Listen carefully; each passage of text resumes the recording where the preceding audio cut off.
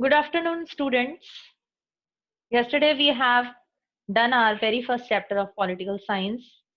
Why do we need a constitution? Today we are going to start our geography, our very first chapter of geography. The theme of the chapter is resources. First of all, we should understand the theme of the chapter, meaning of resources. In Hindi, it is called Srot. What do you mean by resources?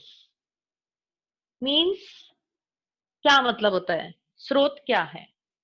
जैसे हमने कहा कि पानी का स्रोत क्या है? What is the source of, we can say what is the, there is a, first of all you should also understand the difference between source and resource. Source क्या होता है? सोर्स यानी जहां से कोई चीज, जिसको कहते हैं साधन, है ना. सोर्स वी कैन से कि हम ये कहते हैं कि गंगा नदी का जो है वो कहाँ से फ्लो करती है, तो हम कहते हैं उत्तराखंड के गोमुख से करती है. That is the source of. और ये भी कह सकते हैं कि वाटर जो है, रिवर्स का सोर्स क्या है, what is the source of rivers. We can say glaciers, है ना. ग्लेशियर्स मेल्ट होते हैं, उसके बाद ये नदियां जो हैं वो फ्लो करती हैं. When it is called resource, इसको resource कब कहेंगे? Because when the sources, it become resources at that time when these resources fulfill the needs of human beings. जब यही सोर्स से जो पानी आया, वो पानी जो है, जब तक हमने उसका यूज नहीं किया तब तक वो हमारे लिए रिसोर्स नहीं है. मुझे प्यास लगी, तो अगर मैं पानी पीती हूँ, प्यास मेरी उससे खत्म होती है, बुझती है, तो मैं क्या कहूंगी? मेरे लिए वाटर क्या है? It is the resource. तो इसका हम बहुत बेसिक मीनिंग में आपको समझा रही हूँ कि हमारे नेचर में there are number of things are there, they fulfil our needs. All these things are called resources. Air है, वाटर है, सनलाइट है, दीज आर नेचुरल. और ये हमारे लिए रिसोर्स है क्योंकि हम इनका यूज करके क्या करते हैं? अपनी नीड्स को पूरा करते हैं. अब सबसे बड़ी बात है कि एयर, वाटर, सनलाइट, इनमें क्या कॉमन चीज है? What is common in these things? Electricity है ना. अगर हम यूं कहा जाए, नेचुरल के ऊपर ही रहते हैं एक बार, इनमें क्या चीजें जो है वो कॉमन है? कॉमन क्या है? इनकी यूटिलिटी. और अगर हम बात करें, वेजिटेबल है, इलेक्ट्रिसिटी है, और बहुत सारी ऐसी चीजें जो हम लोग मॉर्निंग टू इवनिंग यूज करते हैं, these are also called resource. Why? Because they have the utility. The common thing is this. तो कहने का मतलब ये है कि जो हमारी नीड्स को कंप्लीट करते हैं वो सब क्या है? रिसोर्सेज है. तो आज जो इस चैप्टर में हम पढ़ने जा रहे हैं, रिसोर्सेज के टाइप्स पढ़ेंगे, है ना. और रिसोर्सेज कैसे जो है हमारे लिए हेल्पफुल है. रिसोर्सेज का जो है कंजर्वेशन क्यों जरूरी है, why resources should be conserve. तो आज हम बहुत ही मतलब बहुत ज्यादा इसके अंदर ये है कि ट्विस्ट नहीं है, चीजें बहुत सिंपल है जो आपको समझ में आती जाएगी जैसे जैसे मैं आपको टॉपिक वाइज समझाऊंगी. तो सबसे I hope that you understand the meaning of resource. Resource क्या है? तो हम इसको लैंग्वेज अगर देखें, इसकी definition, anything that can be used to satisfy a need is called a resource.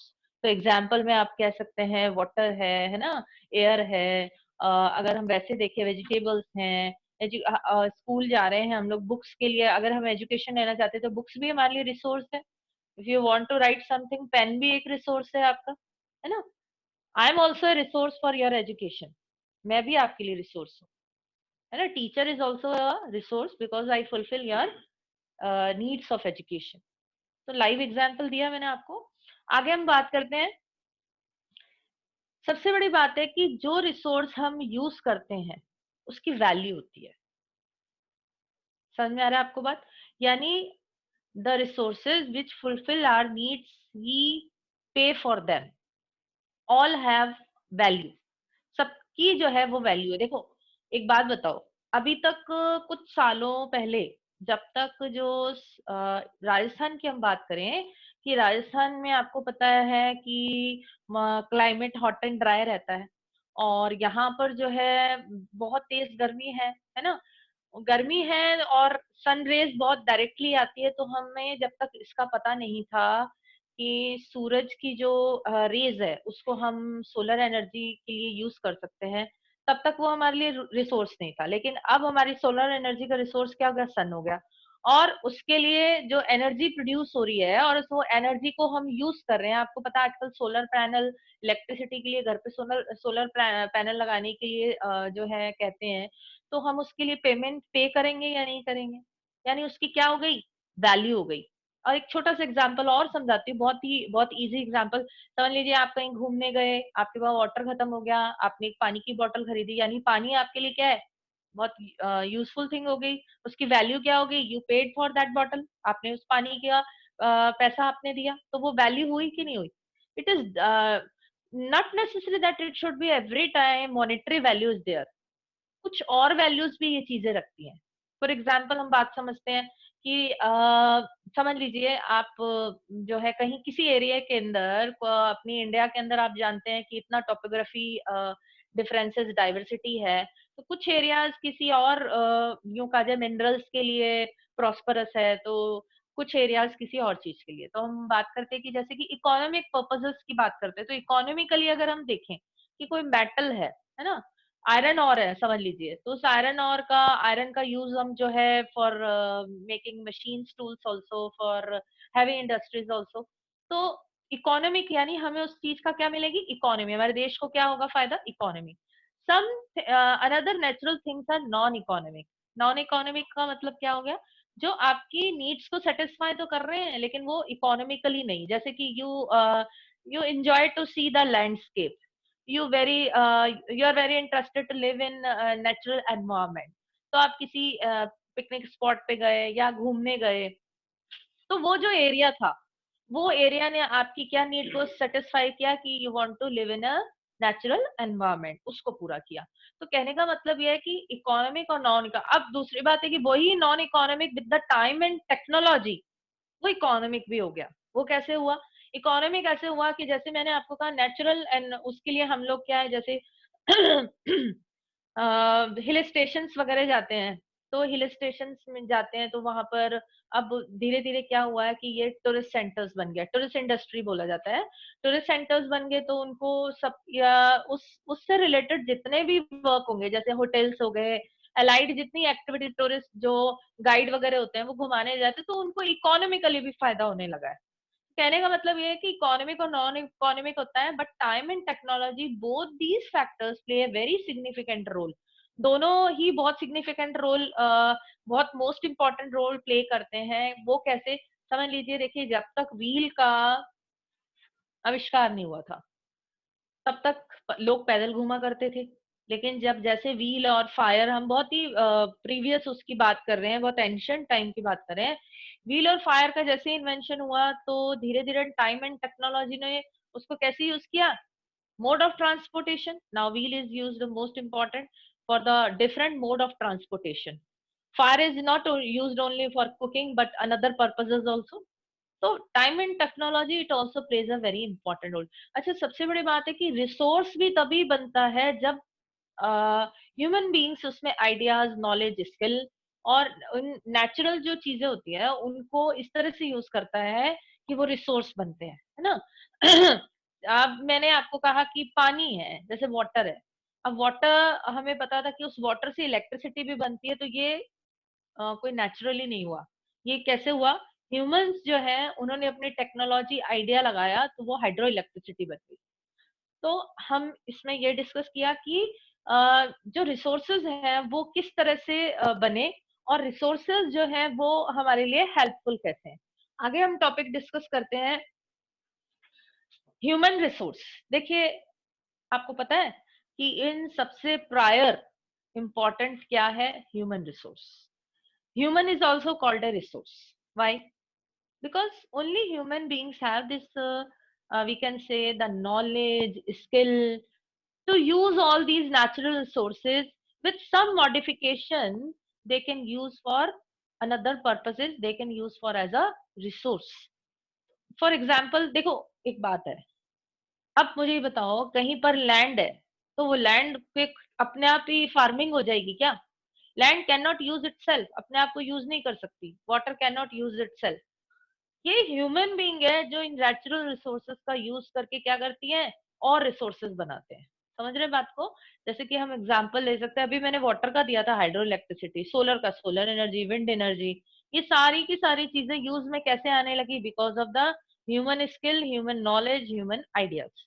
That's why human resources are more important. Human is also called a resource, क्योंकि वो खुद एक साधन बना, एक स्रोत बना है इन सब चीजों को यूज करने के तरीके से, और उनको रिसोर्सेज में हम लोग यूज कर रहे हैं। जैसे हमने कहा कि व्हील था, अब व्हील से ट्रांसपोर्टेशन हुआ, mode of transportation, different types of transportation are there. वो आज क्यों है? आप डेली आप लोगों ने देखा कि अब मैं हमेशा जो है प्रेजेंट को कनेक्ट करके ही चीज को समझा रही हूँ। जैसे अभी आपने देखा कि कोविड-19, उससे गवर्नमेंट लड़ने के लिए क्या कर रही है कि उन्होंने जो है बहुत सारे मास्क हैं, पहले जिसका आइडिया भी नहीं था, है ना? उन सब चीज़ों को जो है प्रोड्यूस कर रही है। पीपीटी किट्स हैं, है ना? वो सारी की सारी चीज़ें क्यों हुई? एक तो उसकी नीड्स हुई, और नीड को फुलफिल कौन कर रहा है? नीड को फुलफिल कौन कर रहा है?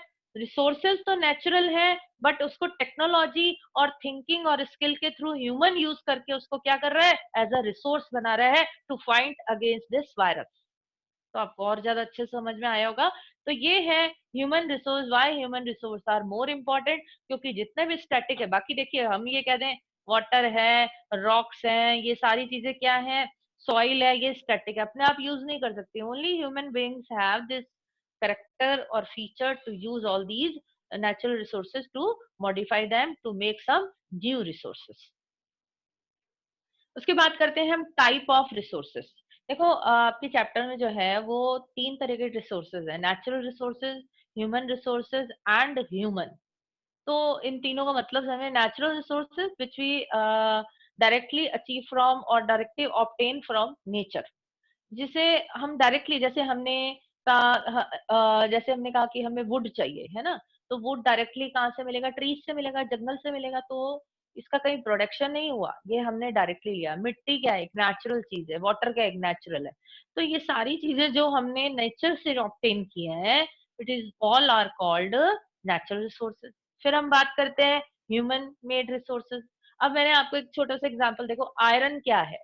आयरन और क्या है? ये नेचुरली सब्सटेंस है जो कि हमें नेचुरली मिलता है एज अ मिनरल, कि beneath the earth if we dig the earth, ये जो है हमें इजीली मिल जाता है।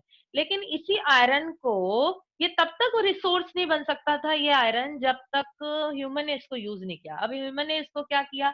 मशीन बनाने के लिए किया, रोड्स बनाने के लिए किया, बिल्डिंग्स बनाने के लिए किया, ट्रांसपोर्टेशन के लिए किया। तो ये आयरन जो है वो रिसोर्स बन गया। So human is also playing a very important role.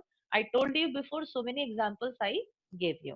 Then the human is also called a resource, which I told you कि आज जो भी conditions हैं, जो भी आप technology आप देख रहे हैं, because of the skill and knowledge of the human beings, कि हम जो है इनको natural resources है, with the only some modification of natural things, we modify these things and just making a new resources for human development, for human needs, है ना? तो हमने कहा, जैसे कि आपने कहा, ये मैंने अभी आपको बताया जंगल से लकड़ी। अब इस लकड़ी का काम कहाँ हो रहा है? रेलवे के जो स्लीपर्स हैं, वो लकड़ी वहां काम आ रही है। तो कहने का मतलब है कि अब ये लकड़ी जो पहले सिर्फ जलाने के लिए एज अ फायर जो यूज करते थे, आज हम उसका और कहाँ कहाँ यूज कर रहे हैं, for making buildings, railway sleepers, और बहुत सारे पर्पजेस के लिए। इसके बाद जो टॉपिक है हमारा, classification of resources, level of development, है ना? अब हम रिसोर्सेज का क्लासिफिकेशन समझेंगे, वो कैसे है। तो आपकी बुक में देखो बच्चों, जो ये चैप्टर आज हम डिस्कस कर रहे हैं, इसका बहुत ही बेसिक चैप्टर दिया हुआ है, और यही चैप्टर आपके क्लास 10th में भी है, रिसोर्स एंड डेवलपमेंट। चीजें यही है, लेकिन आपके बहुत बेस से दे रखा, उसमें थोड़ा सा एलिब्रेट करके दिया हुआ है, जिससे कि आप चीजों को और ज्यादा अच्छा समझे। तो क्लासिफिकेशन जो मैं आपको समझा रही हूँ, उसको पहले बेस से समझे कि कॉन्सेप्ट क्या है, बेसिक्स उसका कॉन्सेप्ट क्या है। तो classification of level of development, सबसे पहले है कि डेवलपमेंट के लेवल पे अगर हम बात करें, तो एक्चुअल और पोटेंशियल कर लेते हैं सबसे पहले। देखो बच्चों, एक्चुअल का मतलब क्या होता है? एक्चुअल वास्तविक, है ना? वास्तविक, जो वास्तव में कोई चीज हो, उसे कहते हैं एक्चुअल। तो एक्चुअल का मतलब क्या, क्या मतलब हुआ यहाँ पर कि the resources which are actually available in nature their quantity is also know by the people, and the technology they also know to use them. These are called the actual resources. यानी वो resources nature में जो हैं और हमें technology भी मालूम है और उसकी क्वांटिटी भी मालूम है, उन रिसोर्सेज का अगर हम यूज करते हैं डेवलपमेंट के लिए तो वो एक्चुअल रिसोर्सेज है। फॉर एग्जाम्पल हम कह सकते हैं कि जैसे कि मैंने आपको कहा कि डेक्कन एरिया जो है हमारा, वहाँ पर ब्लैक सॉइल है, तो वो नेचुरल रिसोर्सेज है। अब हमें उसका ये पता चल गया कि ब्लैक सॉइल में सबसे ज़्यादा कॉटन ग्रो करती है, तो हमने उस सॉइल का क्या यूज़ किया? कॉटन ग्रो करने के, फिर इस कॉटन का यूज़ फॉर मल्टीपर्पजेज़। तो एक्चुअल रिसोर्स पता चल गया हमें कि कहाँ पर है, इसकी टेक्नोलॉजी भी पता चल गई। पोटेंशियल बच्चों क्या होता है? सेकंड जो है पोटेंशियल, पोटेंशियल क्या होता है कि किसी में यूं कहा जाए कि रिसोर्स बनने की क्षमता तो है, कैपेबिलिटी तो है, लेकिन वो अभी तक रिसोर्स बना नहीं है। उसका पीछे रीजन क्या है? पोटेंशियलिटी जो है किसी चीज में, उसका रीजन क्या है? एक तो उसकी क्वांटिटी नहीं मालूम है, the quantity is not certain. Second thing is technology is not advance at that time. कि भाई मैंने अब बहुत ही अच्छा एग्जांपल है इस चीज का। आप समझ लीजिए कि मैंने अभी आपको बताया कि राजस्थान के अंदर, अब आपको पता है कि पूरे वर्ल्ड के अंदर सोलर एनर्जी जो है वो यूज करने की कोशिश की जा रही है, विंड एनर्जी यूज करनी, विंड मिल्स हैं। लेकिन क्या आपको मालूम है बहुत साल पहले इन सब रिसोर्सेज का लोगों को यूज मालूम था? नहीं मालूम था, है ना? और इसी वजह से जो है हम लोग जो है हमें नहीं मालूम था तो ये वेस्ट ही होती थी। बट अब जैसे ही देखो, उस समय ये पोटेंशियल था, ठीक है ना? पोटेंशियलिटी कब हुई? जब तक टेक्नोलॉजी मालूम नहीं थी, एडवांस टेक्नोलॉजी नहीं थी, तब तक हम इसको यूज नहीं, हमें मालूम तो था, हमें पता चल गया था कि सोलर जो है, जो सन रेज है, उसका एज अ एनर्जी यूज कर सकते हैं, लेकिन कुछ समझ नहीं आ रहा था कि इसको कैसे प्रॉपर इसको चैनलाइज करके यूज किया जाए। तो वो टेक्नोलॉजी जब आई तो वो एनर्जी जो सन रेज थी उसको हमने क्या किया? सोलर एनर्जी बना दिया। वाटर को वाटर हाइड्रो इलेक्ट्रिसिटी जो है उस वो बनाने लगे, है ना? तो ये जब हमें पता चला कि इसकी टेक्नोलॉजी क्या है, तब ये यूज हुआ। और जब तक टेक्नोलॉजी नहीं पता होती है, उसकी क्वांटिटी पता नहीं होती, तब तक वो पोटेंशियल रिसोर्सेज रहते हैं। I hope that you got you the point here कि क्या मतलब है इस चीज का। ठीक है, आगे देखिए। अब ऑन द बेसिस, अब देखो कई बुक्स में आपको अलग मिलेगा, कि अलग मतलब हेडिंग के साथ मिलेगा। आपके जो है जैसे इसने कहा ओरिजिन, ओरिजिन का मतलब होता है किसी चीज की उत्पत्ति, यानी वो प्रोड्यूस कहाँ से हुआ। तो वो दो तरह के होते हैं, बायोटिक और अबायोटिक। बायोटिक जो है वो लिविंग उसमें आते हैं, लिविंग कैटेगरी में आते हैं, जैसे हमने कहा प्लांट्स हैं, ट्रीज हैं, एनिमल्स हैं, ये सब बायोटिक में आएंगे। और अबायोटिक में क्या आएंगे? जो स्टैटिक थिंग्स हैं, जैसे कि वाटर है, सॉइल है, रॉक्स हैं, ये सब जो है अबायोटिक में आएंगे। अब लेकिन इनका भी अलग अलग जगह पर अलग अलग यूज है, इसीलिए ये भी हमारे लिए क्या है? रिसोर्स है ना? रिसोर्स है। बायोटिक जो है वो हमारे लिए अलग जैसे कि हमने कहा कि जैसे एनिमल्स हैं, तो वो हमारे मल्टीपर्पजेस के लिए काम आते हैं, for flowing the fields, for just like the manure also, for another purposes also. Plants हैं, ट्रीज हैं, these are also use for many purposes, these are also are called the natural resources, जो हम लोगों को हमारी जो needs हैं, human needs हैं, उनको पूरा कर रहे हैं। नेक्स्ट जो हमने बात करी कि अबायोटिक, अब अबायोटिक जो है वो उनमें जो है यूं कहा जाए कि लिविंग जो है कंपोनेंट नहीं होता, इसलिए वो अबायोटिक है ना। और सबसे बड़ी बात यह कि लेकिन ये हमारी फिर भी नीड्स को, जैसे हमने कहा कि डिफरेंट टाइप्स ऑफ रॉक्स, है ना? तो उन रॉक्स में क्या है? मिनरल्स है, minerals are use for industrialisation, minerals are use for everything we use, there is content of minerals, some natural minerals are also there. हम कहते हैं वाटर में मिनरल होता है, इसके अलावा जो मिनरल्स होते हैं वो हम मल्टीपर्पजेस के लिए यूज में ला रहे हैं। हमने कहा कि है ना, कॉपर है, बॉक्साइट है, ये सारी जो चीजें हैं वो according to the terrain climate. देखो इसमें एक टॉपिक ये भी आता है आपका कि रिसोर्सेज जो है वो और किस पे फैक्टर पे डिपेंड करता है, तो वो एल्टीट्यूड हो गया, टेरेन हो गया, क्लाइमेट होता है, एरिया वाइज होता है। जो राजस्थान में है वो आपको छोटा नागपुर प्लाट्यू में नहीं मिलेगा, है ना? छोटा नागपुर प्लाट्यू जो कि मिनरल्स की यूं कहा जाए कि पूरी खान वही है, क्योंकि वो प्लाट्यू रीजन है। वहां पर सारे मिनरल्स मिलेंगे आपको, मिनरल रिच रिसोर्स जो है वहीं पर एरिया है। तो कहने का मतलब है कि that's why the these reasons are also interdependent, एक दूसरे पे हम अपनी आवश्यकताओं की पूर्ति के लिए इन पे डिपेंडेंट है। तो कहने का मतलब ये है कि बायोटिक और अबायोटिक ये दोनों ही जो है वो हमारे लिए ह्यूमन बींग्स की नीड्स को पूरा कर रहे हैं। I hope that you understand. Now the next is stock, renewable and non renewable. You already know about the meaning renewable. Renewable means re यानी वापस, renewable यानी उसको नया करना। यानी ऐसी चीजें, ऐसे रिसोर्सेज जिनको हम यूज करते हैं लेकिन उनको रिन्यू कर सकते हैं, है ना।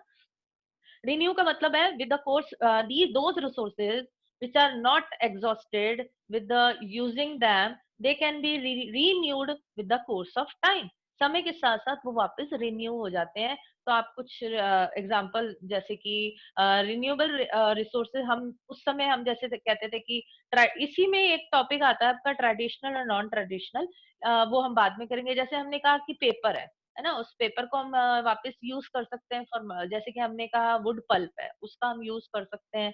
एनर्जी जो है वो रिसाइकल हो सकती है।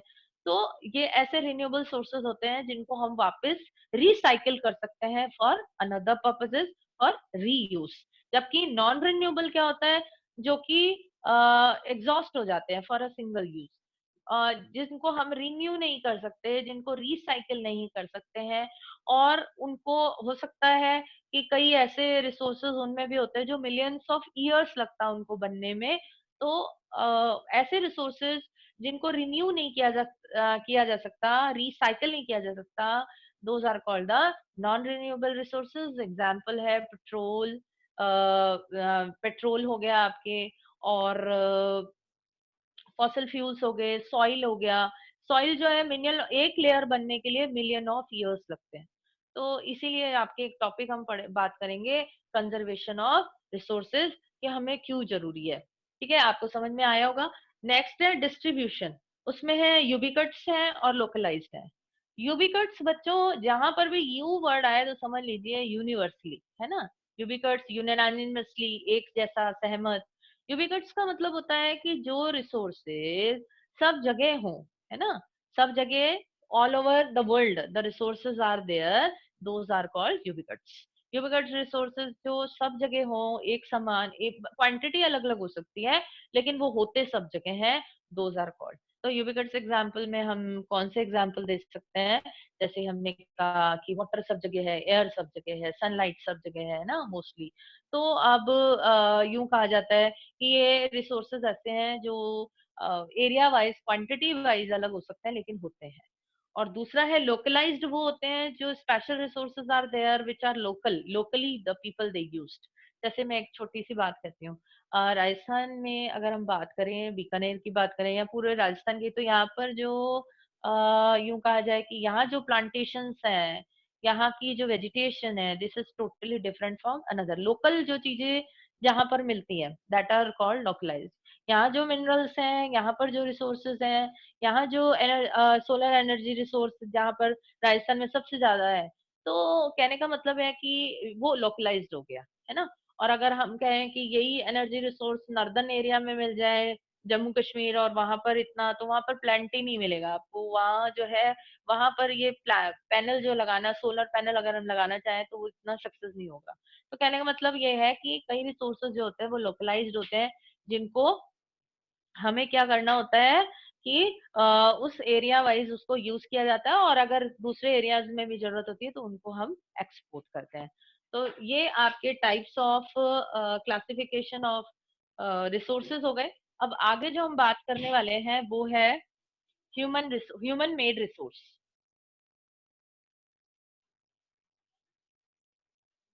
अगर आप ह्यूमन मेड रिसोर्स, वैसे तो मैं आपको डिस्कस कर चुकी हूँ अभी अभी, बता उसमें, जैसे कि आपको मैंने अभी कहा कि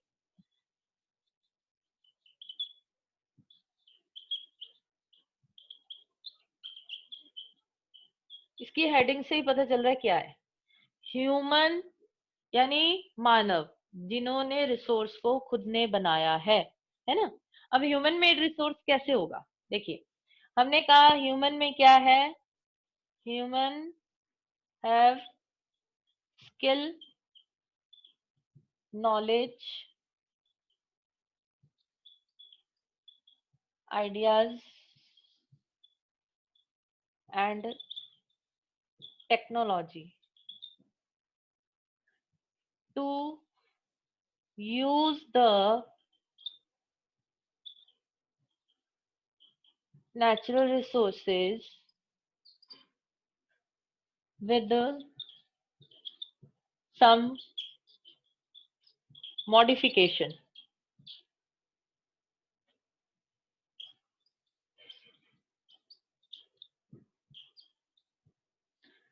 Means why the heading is human made resource here. Human made resource का मतलब क्या हुआ कि जो इंसान ने human himself or herself they made a resource like in this definition मैंने क्या कहा कि human जो है why it is called the prior resource.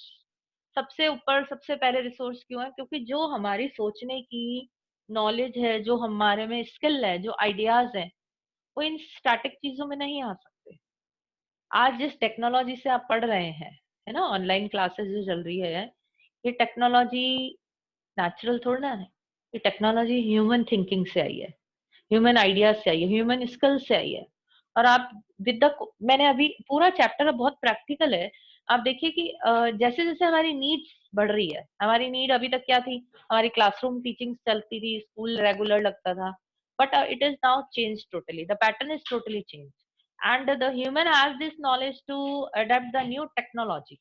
वो आइडियाज वो स्किल कहाँ से आए because human has the brain है ना उसकी सोचने की उसकी शक्ति जो है उसको नए नए एक्सपेरिमेंट करने के लिए जो है वो करता है और उस नई नई टेक्नोलॉजी.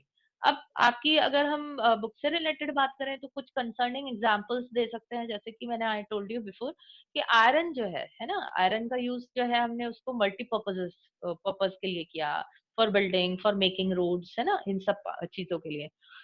दूसरी चीज ये है कि आज जो इतनी कंफर्टेबल हम लाइफ जो लीड कर रहे हैं हर everybody wants to live very comfortable life today we have all luxury item and morning to evening we use so many things. तो कई चीजें ऐसी हैं that we use them for our through the human resources कि उन्होंने human ने उसको बनाया है इसलिए. अब हम आप बात कर लीजिए कि इतनी गर्मी में आज जो है कूलर है एसी का हम यूज कर रहे हैं ठीक है तो वो कैसे है because of this human ideas human thinking of their technology. तो वो चीज उस तरह से तो ह्यूमन मेड रिसोर्स जो है दिस इज वेरी इंपॉर्टेंट कि they use these natural substances with some modification they change as a resource human made resource कि हमने उनको अपने नीड्स के लिए अपनी नीड्स को फुलफिल करने के लिए क्या बनाया इनको सारे रिसोर्सेज को कैसे यूज किया कि हमारी ज्यादा से ज्यादा नीड्स को फुलफिल करें. और इन सब जो भी रिसोर्सेज होते हैं आई टोल्ड यू कि इन सब रिसोर्सेज की क्या है वैल्यू है we pay for them all the resources which fulfil our needs all are very valuable. So human made resource के बाद हम बात करते हैं ह्यूमन जो कि वो भी मैं आपसे डिस्कस कर चुकी हूँ.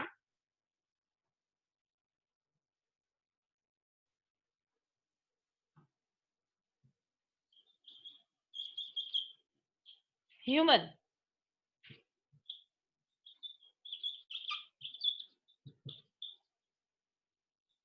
Human itself a resource. अगर हम कहें कि इंसान खुद एक स्रोत है बहुत इंपॉर्टेंट. वो कैसे आप अपने पेरेंट्स के लिए रिसोर्स हैं आपके पेरेंट्स आपके लिए रिसोर्स हैं टीचर आपके लिए रिसोर्स है because we have this idea this technology this skill very we can say that the parents are resource to fulfill your needs everyday needs कि पेरेंट्स जो है अपने बच्चे जब तक इंडिपेंडेंट नहीं होते तब तक उन बच्चों की नीड्स को पूरा कौन करते हैं पेरेंट्स करते हैं. तो पेरेंट्स क्या हो गए human and humans are very important resource. Children क्या अपने पेरेंट्स के लिए रिसोर्स है कि वो जब बड़े होंगे वो जब इंडिपेंडेंट होंगे तो उनकी लाइफ पेरेंट्स की लाइफ थोड़ी कंफर्टेबल हो जाएगी क्यों क्योंकि इनके जो चिल्ड्रन होंगे वो सेट हो जाएंगे वो अर्न करेंगे उनके लिए. तो एज अ जो है वो चिल्ड्रन भी उनके लिए रिसोर्स है. इसीलिए हम बात करते हैं ह्यूमन कैपिटल की। उन ह्यूमन कैपिटल का मतलब यही है, when we invest in human, like health, like education, है ना। तो ये इन्वेस्टमेंट क्या है, this is the today's investment will be fruitful in future. कि आज जो हम इनमें इन्वेस्ट कर रहे हैं वो फ्यूचर में हमारे लिए क्या होगा, बहुत ज्यादा वैल्यूएबल होगा। तो जो रिसोर्सेज हैं, human itself is a resource, because जो जितने भी ये नेचुरल चीजें हैं ये अपने आप को यूज नहीं कर सकती, उनको यूज करने का तरीका किसको पता है, ह्यूमन को पता है ना। तो पेरेंट्स मैंने आपको बोला, चिल्ड्रन बोला, टीचर्स बोला, और सोसाइटी में जितने भी लोग हैं, कहीं ना कहीं डॉक्टर्स हैं, है ना, एडवोकेट्स हैं, पुलिस हैं, ये सब क्या है, हमारी जो है रिसोर्स है। कि हमें कोई भी प्रॉब्लम होती है, अगर समझ लीजिए, मैं तो ये कहती हूँ आपको कि अगर एक फोर्थ क्लास पर्सन भी है जो गली का स्वीपर है या हमारे घर में कोई काम कर रहा है, तो वो भी हमारा रिसोर्स है, क्योंकि हम उससे काम करवा रहे हैं और वो हमारी नीड्स सब। देखो बहुत लाइव एग्जांपल है। एक अगर आपके जो है मेड घर पे आ रही है, वो मेड क्यों बुला रहे हैं आप, because you have no time to do the whole the work, household work here, है ना। तो उस कंडीशन में यू पे फॉर देम, उस मेड को आप पे कर रहे हैं, उसकी वर्क की वैल्यू हो गई ना, है ना। आपने उसकी वर्क की वैल्यू को देखा, तभी तो उसको पे किया, और जो पे किया तो यानी कहने का मतलब है वो रिसोर्स आपके लिए क्या हो गया, वैल्यूएबल। और इसके अलावा जो, इसीलिए मैंने आपको बोला ह्यूमन जो है, it is the most prior resource rather than other another resources. लेकिन ये भी बात सच है कि वी आर इंटरडिपेंडेंट। अगर नेचुरल रिसोर्स नहीं होते तो फिर वो यूज कैसे करता, है ना, उसको आइडिया कहाँ से आता। तो आइडिया ओरिजिनेशन तो वहीं से, नेचर से है, लेकिन टेक्नोलॉजी से उसने, that's why I told you time and technology play a very significant role और फॉर्मेशन और making of new resources. Now the last topic of your this chapter is conservation of resources.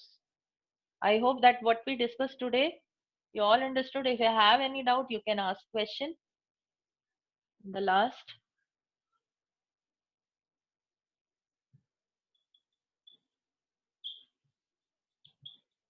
conservation of resources.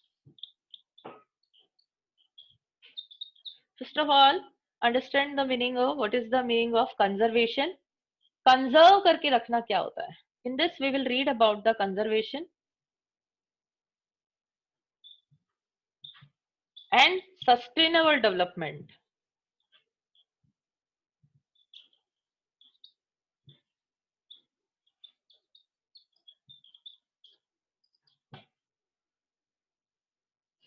What do you mean by conservation?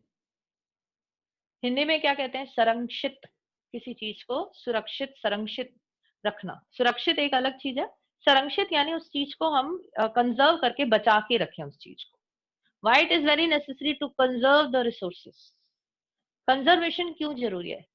we in a whole the chapter we discussed about the types of resources, some are renewable, some are non renewable।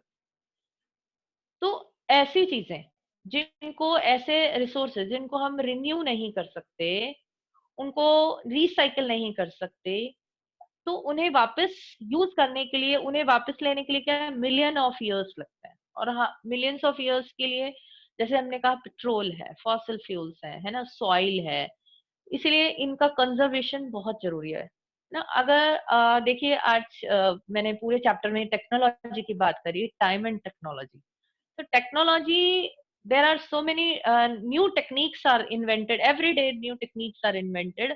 हम इनको conserve करने की कोशिश जो है, awareness, it's very necessary that people should be also aware to use all these resources. देखो पहली चीज तो ये आती है कि हम इसको जो है कम यूज करें चीजों को। मतलब जो रिसोर्सेज ऐसे हैं जो नॉन रिन्यूएबल है, उनकी जगह या तो जो है उनकी जगह दूसरे रिसोर्सेज यूज कर सकते हैं। जैसे मैंने कहा इलेक्ट्रिसिटी की बात करी, पेट्रोल की बात करी, है ना। तो इनकी इनको अगर इनके ऑप्शन में अगर कोई और है तो हम उसको, जिसको हम रिन्यू कर सकते हैं ना। तो और क्या कर सकते हैं, रिड्यूस करना चाहिए, चीजों को रिड्यूस करें और रीयूज करने की कोशिश करनी चाहिए। तो ये एक ह्यूमन जो है वो कर सकता है। जैसे अगर हाँ, लाइट काम में नहीं आ रही तो हम उसको बंद कर दें, है ना। ये छोटी छोटी सी हैबिट्स जो है हमें होनी चाहिए। लेकिन अगर हम इसको थोड़ा सा लार्ज स्केल पे देखें, कंजर्वेशन ऑफ रिसोर्सेज कैसे है, तो different type of resources are there, there methods are also different. अगर हम सॉइल का कंजर्वेशन की बात करेंगे तो उसके लिए टाइप्स ऑफ फार्मिंग है ना? टाइप्स ऑफ फार्मिंग है, हम कहते हैं कॉन्टोर प्लानिंग होनी चाहिए, है ना? शेल्टर बेल्ट्स लगानी चाहिए। तो टाइप्स ऑफ फार्मिंग है। अगर हम लोग very general if you talk about the general things about that, तो हम उसमें ये कहेंगे कि कंजर्वेशन कैसे करना चाहिए कि एक अपने अवेयरनेस लाके एक अपने लेवल तक उसको कंजर्व करने की कोशिश करनी चाहिए। And the most important topic is sustainable development. Sustain बच्चों क्या होता है? What do you mean by sustain? जो चीज आगे तक चल सके, है ना? you can just take it to the in the future also। तो सस्टेनेबल डेवलपमेंट की बहुत ही पर्टिकुलर एक डेफिनेशन है। इसका मतलब होता है कि sustainable development means the resources which we can use in present time and can be conserve for the coming generation. कि हम रिसोर्सेज का ऐसे यूज करें कि आज के टाइम में, प्रेजेंट टाइम में जो जनरेशन है उसके साथ हम जो है वो भी यूज करें, but it should B conserve for future generation, कि आने वाली जनरेशन को भी वो जो है रिसोर्सेज मिले ताकि उनका यूज कर सके। तो सस्टेनेबल डेवलपमेंट एक वाइडर कॉन्सेप्ट है जिसके अंदर बहुत सारी ऐसी चीजें आती हैं। जैसे हमने ये बात करी, जैसे मैंने आपसे अभी बहुत सारी एनर्जी की बात करी थी ना, जियोथर्मल एनर्जी भी होती है, types of energy are there. तो these are also categorised in sustainable development. ये सब सस्टेनेबल डेवलपमेंट है क्योंकि हम इनको रिन्यू कर सकते हैं, हम इनको आगे तक ले जा सकते हैं। Some list is also given in your book की इंपॉर्टेंस क्या है सस्टेनेबल डेवलपमेंट की, उनके फैक्टर्स क्या है, ये सारी चीजें हैं। But you should understand the meaning of sustainable development, then also you have to learn proper definition of sustainable development, क्योंकि ये क्वेश्चन जो है not only in 8th class, 9th and 10th class में तो पूरा एक चैप्टर है sustainable development पे। तो this is very important. So today we discuss whole the chapter, the what is the meaning of resources, value of resources, needs, time and technology, then types of resources, and the last conservation of resources. Tomorrow we will start a new chapter of history. Thank you so much for the class. If you have